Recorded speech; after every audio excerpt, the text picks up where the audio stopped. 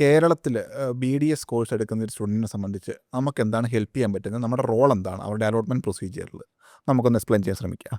ആദ്യം തന്നെ കേരളത്തിലെ എല്ലാ സീറ്റ്സും, അതായത് ഗവൺമെൻറ് ആയിക്കോട്ടെ, സെൽഫ് ഫിനാൻസിങ് സീറ്റ് ആയിക്കോട്ടെ, ഈവൻ NRI സീറ്റ് ആയിക്കോട്ടെ, എല്ലാം ഫില്ല് ചെയ്യുന്നത് കീം കൗൺസിലിംഗ് വഴി തന്നെയാണ്. അതെ. അത് തന്നെയാണ് നമ്മുടെ ഏറ്റവും ഫസ്റ്റ് റോൾ എന്ന് പറയുന്നത്. കീം കൗൺസിലിംഗ് എന്ന് പറയുന്നത് മറ്റ് സ്റ്റേറ്റുകളെ വെച്ചുള്ള കൗൺസിലിംഗ് നോക്കുമ്പം വളരെ കോംപ്ലിക്കേറ്റഡ് ആണ്. ഇന്ത്യയിലെ ഏറ്റവും കോംപ്ലിക്കേറ്റഡ് സിസ്റ്റത്തിൽ സീറ്റ് ഫില്ല് ചെയ്യുന്ന അലോട്ട്മെൻറ്റ് അതോറിറ്റി കീമാണെന്ന് തോന്നുന്നു. അതെ, നല്ല രീതിയിൽ സ്കോർ ഉള്ള കുട്ടികൾക്ക് തന്നെ അവർ അർഹിക്കുന്ന കോളേജ് കീം കൗൺസിലിങ്ങിൽ ചില കോംപ്ലിക്കേഷൻസ് മൂലം കിട്ടാതെ പോകുന്നുണ്ട്. അതെ.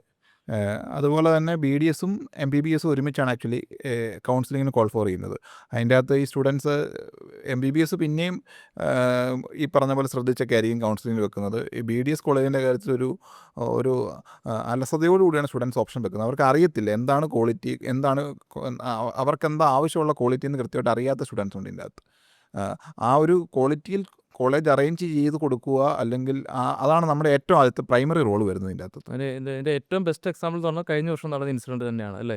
നമ്മൾ ഫസ്റ്റ് റൗണ്ടിലൊക്കെ നമ്മളെ വിളിച്ച് ഹെൽപ്പ് വെച്ച് തീരെ ലോ സ്കോറുകാർ പോലും മോശമില്ലാത്തൊരു കോളേജ് കേരളത്തിൽ അഡ്മിഷൻ നേടി. അതെ. അതേസമയം ഈ പറയുന്ന MBBS മാത്രം വെച്ചല്ലേ BDSന് വേണ്ടി വെയിറ്റ് ചെയ്ത് ലോ ബഡ്ജറ്റ് കിട്ടുന്നവർക്ക് വെയിറ്റ് ചെയ്ത ആളുകൾക്ക് ലാസ്റ്റ് സീറ്റ് കിട്ടിയില്ല. ഒരിടത്തും കിട്ടാത്ത ഓപ്ഷനിലേക്ക് വന്നു. 390 സ്കോറുള്ളവരൊക്കെ കഴിഞ്ഞ പ്രാവശ്യം ലാസ്റ്റ് റൗണ്ടിലും ഒരു സീറ്റ് പോലും കിട്ടാണ്ട്, BDSന് കിട്ടാണ്ട് BAMSന് ജോയിൻ ചെയ്ത് ഇഷ്ടംപോലെ സ്റ്റുഡൻസിന് നമുക്കറിയാം. അതെ.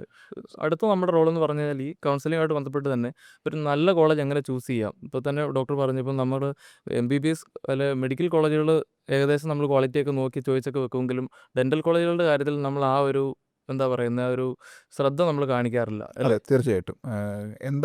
എങ്ങനെയാണ് ക്വാളിറ്റി ആക്ച്വലി അറിയത്തില്ല സ്റ്റുഡൻസിന്. എന്തൊക്കെയാണ് ഒരു ഡെൻ്റൽ കോളേജ് ചൂസ് ചെയ്യുമ്പോൾ കാണിക്കേണ്ട പ്രയോറിറ്റീസ് എന്തൊക്കെയാണെന്ന് അവർക്ക് അറിയത്തില്ല. അത് ലിസ്റ്റ് ഡൗൺ ചെയ്യാത്തതുകൊണ്ടാണ് ഇവരെ സംബന്ധിച്ച് ബുദ്ധിമുട്ട് വരുന്നത്. ഞങ്ങളെ സംബന്ധിച്ച് എല്ലാ ഡെൻ്റൽ കോളേജും ഷൂട്ട് ചെയ്ത വീഡിയോസ് നമ്മുടെ കയ്യിലുണ്ട്.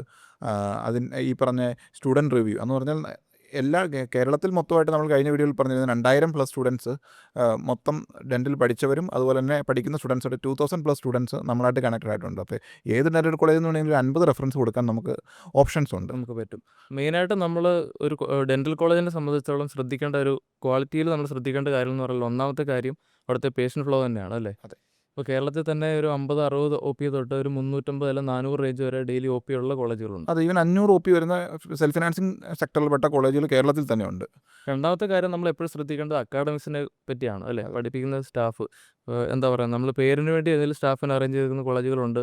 നല്ല ക്വാളിഫൈഡ് ആയിട്ടുള്ള എക്സ്പീരിയൻസ്ഡ് ആയിട്ടുള്ള സ്റ്റാഫുള്ള കോളേജുകളുണ്ട്. അത് നമുക്ക് ആക്ച്വലി യൂണിവേഴ്സിറ്റി റാങ്കുകൾ അല്ലെങ്കിൽ ഈ PG എൻട്രൻസ് എക്സാം റാങ്കുകൾ ഇതൊക്കെ നമ്മൾ ജസ്റ്റ് ഒന്ന് വാച്ച് ചെയ്യുമ്പം ചില കോളേജുകൾ അതിൽ നല്ല രീതിയിൽ തിളങ്ങി നിൽക്കുന്നതായിട്ട് നമുക്ക് കാണാൻ പറ്റും. അതെ, എന്ന് പറഞ്ഞാൽ കോളേജ് തുടങ്ങിയപ്പോൾ ഇതുവരെ മാറാത്ത HODs ഉള്ള കോളേജുണ്ട്.